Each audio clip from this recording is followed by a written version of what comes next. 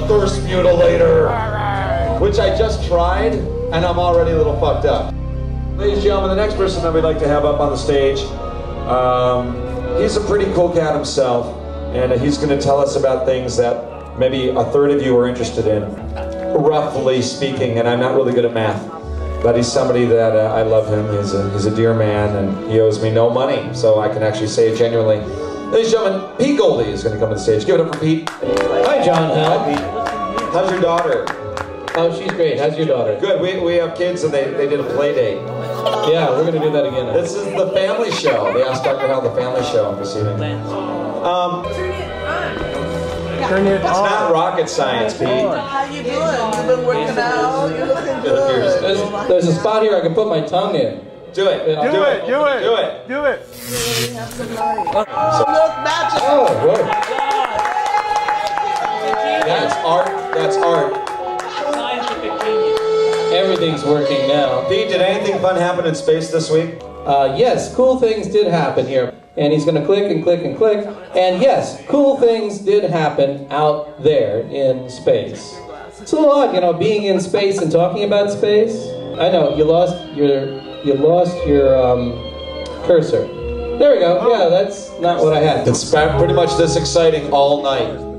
No, John Hal is a corrupter of children in his regular day job. I am. Yeah, and it's what stages of life do they endure you at? Generally between the ages of 15 and I told you so. Yeah. Yeah, Robert, we want 1024 by 768 and 32-bit color. Yeah, the first thing I want to point out is actually this is Conversations with Dr. Hal, the Ask Dr. Hal show. What? 2.1, not 2.0. Because we're now in space. And no space. It's not a whole version upgrade, but it's one of those. It's a definite upgrade.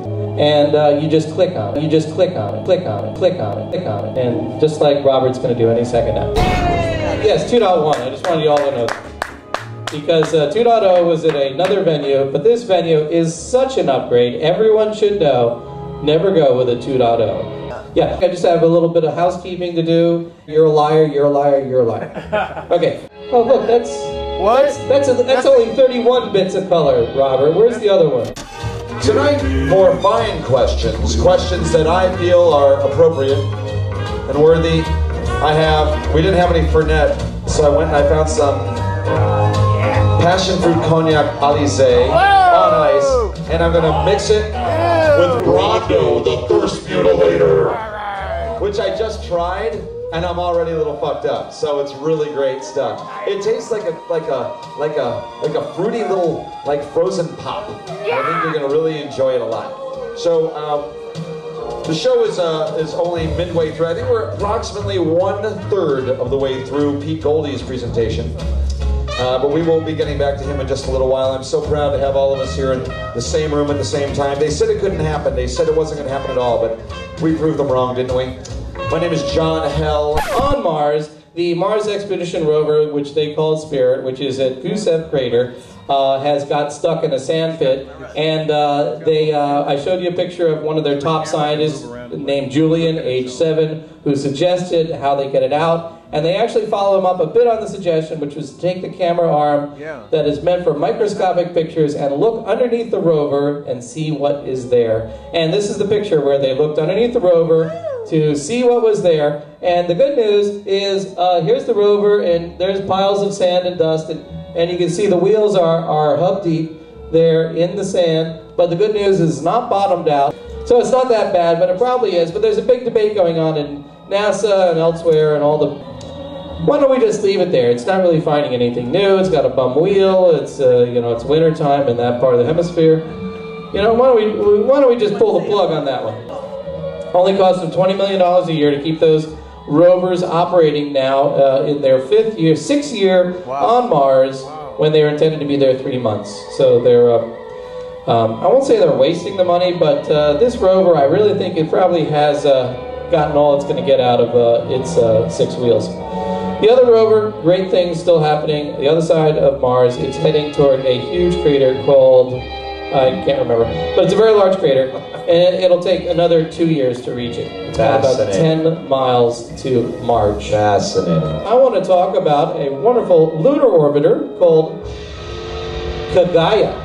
artist rendering of what the lunar orbiter Gaia looks like, and it's orbiting our moon, which is the only moon named Moon. It has a high-resolution camera on, a HD TV camera on there. And the cool thing is, being a Japanese spacecraft, they put an excellent HD TV camera on it, and they've had it zipping around the moon for quite a while, taking these just breathtakingly beautiful pictures here. This is a picture of the famous Garibaldi crater there on that, and this over here is Oceanus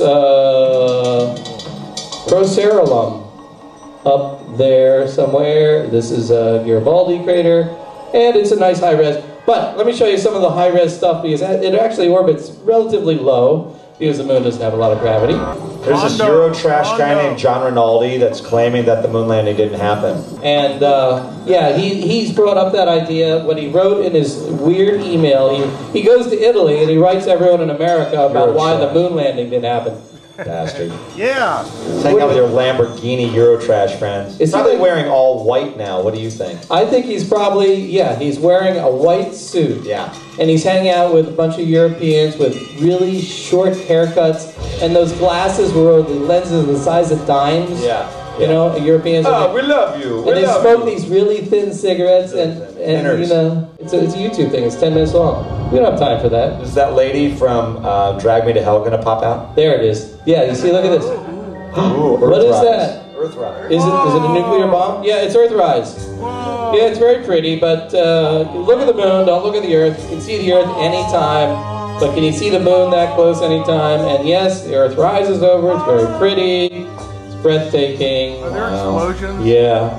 Wow. Stop there. Okay, how good is that HD camera there? Well, look what it's hooked there. This, from the HD camera there, this is a famous thing. If you were around in 1969, specifically July 19th and July 20th, in 1969, you remember this moment in history, the Apollo 11 moon landing, and this was a landmark that the astronauts, Buzz Aldrin and what's the other guy's name? Rush Limbaugh, when they landed, they were looking for this landmark, and then they landed around there, and you can see, possibly from the high-resolution camera, you can possibly see the blast mark from the lander, the descent and ascent lander of the lunar orbiter on there.